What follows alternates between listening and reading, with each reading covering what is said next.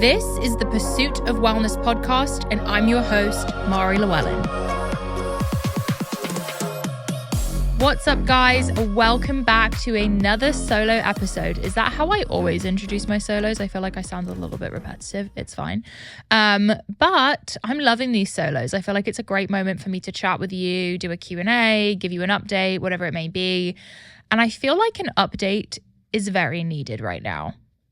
I genuinely feel like the most life-changing transitions have happened to me in the past month, and I haven't really spoken about any of them in depth because I wasn't ready to, and a lot of them are quite like private business related things, all of them kind of related to the business thing, and I couldn't talk about that, and I probably still won't in detail, but I want to fill you guys in on everything that's been going on with me, because it's the first time in my life that I feel like I haven't overshared. I mean, I'm still oversharing a little bit, but so much has happened and I want to fill you in. I did announce that we are moving to Austin, Texas, but there's so much more wrapped into that. I've received so many questions about that move. And yeah, I just want to give you the hoedown, lowdown, throwdown, because I hate feeling like I need to catch you guys up on my whole life. So without further ado, let's do an update episode. And I also want to talk about like some of my intentions with all these changes and how I'm dealing with it emotionally and mentally, and, you know, kind of what I do during a time of big transition. And hopefully a bunch of you will relate, because I feel like with the new year, it does bring about a lot of change. So Greg and I officially closed on a very big partnership that we've been working on for about a year now. And this is a partnership between our company, Bloom Nutrition, and Nutrabolt. Nutrabolt is a portfolio company that owns C4 Energy, which you may have heard of. It's owned by someone named Dos, who is an awesome entrepreneur. And this is the first time we've ever partnered with anyone on Bloom. I think I've mentioned to you guys that we are self-funded from the beginning, which is incredibly rare in this industry. Most people take loans or they take investments, but we've been 100% self-funded, self-owned. So it's the first time that we are partnering and giving some ownership to someone else. Now, Greg and I are still majority owners of the company, very much so. But we are partnering with someone else in the industry because we are ready to expand Bloom and take it to the next level. And our goal is to create a Bloom drink. And that's why we are partnering with Nutrabolt. I'm not sure if I'm allowed to say that, so we may or may not need to take that part out. But we are really excited for this partnership. And there's just so much that goes into a partnership. I mean, I didn't know anything about investments, equity, partnerships, any of this stuff before entering this journey. And it has been a year-long journey because it was a very big deal. This was something that was a huge step for us, for Nutrabolt, for everyone involved. If you want to see more about it, it's on my LinkedIn. But yeah, that was a huge life-changing moment for us in our careers. And it's a huge reason why we're moving to Austin. Nutrabolt is based in Austin, and we want to work closely with them on the expansion of Bloom and the future of Bloom.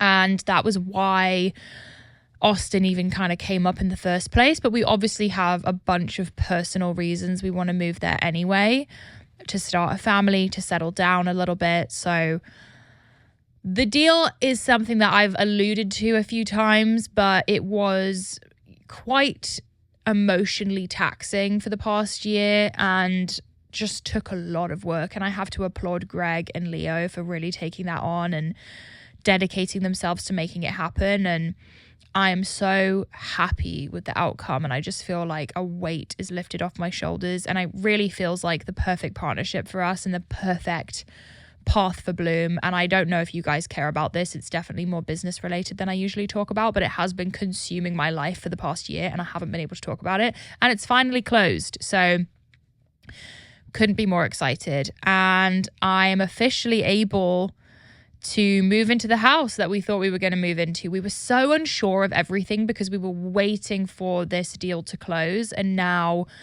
we have our house in Austin. I couldn't be more excited. My goal with the house, and a lot of you were like, oh my gosh, you just moved into your Venice house. What about your Venice house? I love our Venice house. It's stunning. I put a lot of work into it, but we're selling it. I will say, because I've moved around so much my whole life, I don't get particularly like emotionally attached to houses. I'm sort of just like on to the next. So we are cleaning up the house right now to be sold, power washing, painting, staining, all the things. And yeah, we will be selling our California house and saying goodbye and moving into our new home in Austin, which I'm obsessed with. We did the final walkthrough last weekend. And my goal was to have a real grass yard. Yards are a big deal for me. I love to have a big space outside, and I feel like we have achieved that. It has a garage that we're going to turn into a gym. It's in a really family-friendly neighborhood, a suburb that's very walkable and not too far from downtown. We're really in the mix. I think I'm like 10 minutes from Fee's new apartment, which to me is like 10 minutes too long. Like I wish she was my neighbor, but it's fine. And then we're also really close to our friends Leo. We are in the perfect space for our industry. I feel like a lot of podcast hosts are out of Austin, and also a lot of CPG companies, consumer packaged good companies. So can't wait to be there.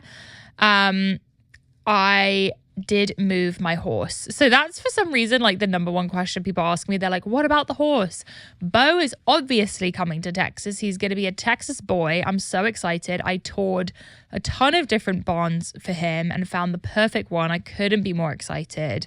I feel like my experience in California with the horse world was interesting. I learned a lot and have learned that I'm definitely a newbie in the horse world and it can be a little bit insane.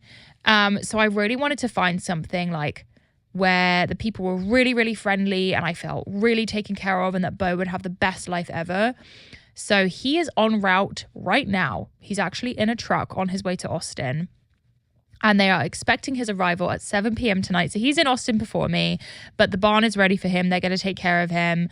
And by the time I get there, he'll be all settled in. So it's about 20 minutes from my house. Currently, I drive an hour to get to my barn. So I feel really good about this choice. And I can't wait to see Bo out in the grass. It makes me so happy. So yeah, Bo is obviously coming. Now, how are Greg and I getting to Austin? I think I maybe mentioned this in a previous episode, but we actually just got ourselves a converted Sprinter van. This is a Sprinter van that has a bed and a kitchen and like storage. It's like a proper, you could live in this van. It's really, really cool. Van Speed helped us out with it. This isn't sponsored, but thought I'd mention that. And it's always been our dream to go cross country in a van, and we are doing it. We are driving for 3 days in the van with the 2 dogs. We've mapped out our route. We know where we're going to sleep. We're going to stop in some national parks. And that's the plan. We've already done a couple drives with the dogs. Lulu hates travel, hates cars, doesn't like it. She's not vibing. Arnold is obsessed with vehicles. Like the second you put him in a vehicle, he's asleep and like vibing. So Arnold's gonna love the van. He like falls right asleep. Lulu's gonna hate it. So poor girl, but we can't fly with her, so we'll have to figure that out. And I'm excited for this 3-day van excursion because I really feel like it gives us 3 days to reflect on what on earth just happened. Because the thing with me and Greg is that we really don't stop and process anything. In the past like 5 years of Bloom, we've just kept going through every milestone. So like I lost 90 pounds, we started our business, all these things have happened to us, getting into Target, getting into Walmart, Forbes 30 under 30, a team of 100 people, like The Office. I even had people in here yesterday and they were like, Mari, why don't you like talk about how crazy this is? And I was like, it doesn't hit me until I stop, and I never stop. And I've kind of had that epiphany, and I'm so freaking grateful, by the way, for all all of this success like would not be possible without this community. Like I really credit everything we've done to the people who have supported us, and I cannot thank you guys enough for just listening to the show right now.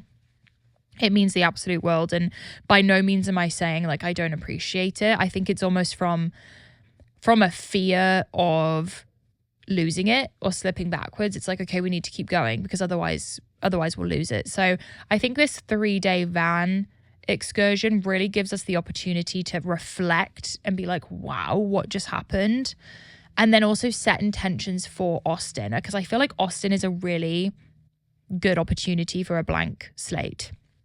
And I was talking with my friend Sammy yesterday, and she said, Mari, I think you should be so intentional about that drive and set aside like 2 hours of the drive to journal or do a visualization practice and just really think about what life you want to live in Austin. And I just had Roxy Nafusi on the show, and she's the queen of manifesting and wrote a book all about manifesting. And I love her because she's very like real with it. It's not woo woo. It's like, okay, manifest, but then you have to actually work hard and do it. And I love the idea of visualizing. You know, I have goals for what I want my life to be like, and I wouldn't say they are so in line with how I live right now.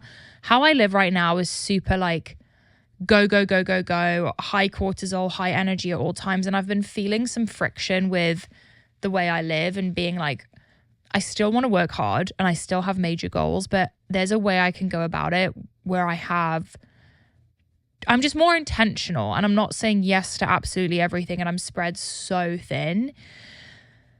So I want to visualize that dream life for myself and think about the things that are important to me and the family I want to build with Greg and the life I want to have and the real like connection. I think connection's a big word for me because I want to have a really strong friend group in Austin, a really strong like home life, like a true home life, because Greg and I often allow work in our house. There really is no boundary currently, and there kind of needed to be fluidity between our work and life. And I'm ready to kind of have a safe personal home life that's like there's no screens, there's no meetings being had at the kitchen table. We obviously will have an office in our house, but to separate that work. But yeah, I really just want to think about how can I make that reality happen in Austin for myself, and how can I show up the best way possible and start living the way that I would like my life to look. So I can't wait. I mean, just a little glimpse of that. Some things. I want to have a chicken coop. I know that sounds crazy and silly, but I've been researching how to take care of chickens, and I have a vision for my chicken coop, where I want to put it. I want to have 5 hens. I'm going to do different breeds, so I have different types of eggs. I'm going to have it in the corner of my yard. That's one of my visions. And also just my workflow. Fee and I have been discussing, currently I very much treat my job like a 9 to 5. I get to the office at 9. I'm here till 5 or later. Work consumes my whole life basically until I'm like horseback riding on the weekend or doing something else. So I'm like, does it have to look like that? Because I really find that my most creative ideas and thoughts and like thoughts for the podcast, guest ideas, creative new products or labels I want to do come to me when I'm not at the desk. They come to me when I'm on a walk or, with a friend and I'm discussing something. I feel like there can be more flexibility in my day, and it's hard for me to know how to go about that because I've lived this way for so long, and it gives me a sense of peace to have this structure. But I really want to figure out what makes me feel the happiest and most creative, and how can I implement that in Austin, because I don't want to just keep doing things because it feels like the way I should do it. We don't have an office yet. I'm going to have to explore, I will be coming back to LA pretty much every month to record, to meet with the Bloom team, etc. But I do want to have a place to record out of in Austin, and also a place obviously to work out of. So it feels like a really new, fresh opportunity to do that and to meet new people and just expand and grow. So I couldn't be more excited. Sip. Any girl that drinks out of a Stanley knows that sound. Anyway, guys, by the time you listen to this, I probably will already be in my Austin house, and I'm trying to decide like how much I want to share of that transition and that move, because it does feel quite overwhelming. And I feel like I share so much of my life now on here that it feels like weird to share it also on Instagram, if that makes sense. I'm like, well, the girls who know are the girls who want to know, and they tune into the pod. But yeah, I'll do my best to share on Instagram as well about the move. And I feel like the thing that's helping me mentally during this transition is just a little bit of just trust and knowing what's meant to happen will happen. And as I mentioned to you guys, I've been seeing those angel numbers, and I'm not a big angel number person. I'm not super woo-woo, but I've been seeing 111 this whole year.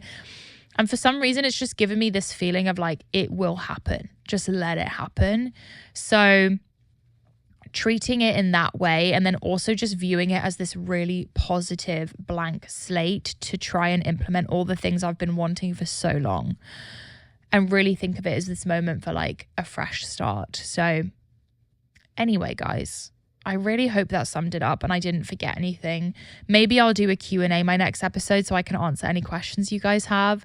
I really hope you enjoyed this quick update episode. I feel like you guys are up to date with my life now and I can talk more freely. I love you so much. If you enjoyed, please don't forget to subscribe, follow, leave a review. It really, really helps me continue to grow the show and know what you guys are looking for and keep doing this thing that I love. So I really appreciate you all, and I'll see you in the next episode. Bye. Thanks for joining us on the Pursuit of Wellness podcast. To support this show, please rate and review and share with your loved ones. If you want to be reminded of new episodes, click the subscribe button on your preferred podcast or video player. You can sign up for my newsletter to receive my favorites at marilewellyn.com. It will be linked in the show notes. This is a Wellness Out Loud production produced by Drake Peterson, Fiona Attix, and Kelly Kyle. This show is edited by Mike Fry, and our video is recorded by Luis Vargas. You can also watch the full video of each episode on our YouTube channel at Mari Fitness. Love you, Power Girls and Power Boys. See you next time. The content of this show is for educational and informational purposes only. It is not a substitute for individual medical and mental health advice and does not constitute a provider-patient relationship. As always, talk to your doctor or health team.